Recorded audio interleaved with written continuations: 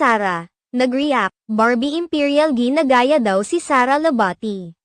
Usap-usapan ngayon sa ilang mga social media platforms at maging sa ilang mga entertainment news sites ang usap-usapang si Barbie Imperial ang ipinalit ni Richard Gutierrez sa kanyang asawang si Sara Lahbati matapos ang kanilang paghihiwalay nitong nakaraang taon. Ilang beses na rin kasing namamamataan ang dalawa na magkasama sa pagbabakasayon at maging sa pagji-gym ay magkasama rin umano ang dalawa. Bukod sa usaping ito, marami rin ang nakapansin ng tila panggagaya umano ni Barbie Imperial kay Sara Lahbati na siyang estranged wife ni Sara Lahbati. Nakakatanggap ngayon ng pambabatikos ang aktres na si Barbie Imperial dahil sa panggagaya nito kay Sara Lahbati na napapansin na ng maraming mga netizens. Sa gitna ng kontrobersyang ito, nagbigay ng reaksyon ang ina ni Sara Lahbati na si Esther Lahbati. Hindi pinalampas ng ilang mga netizens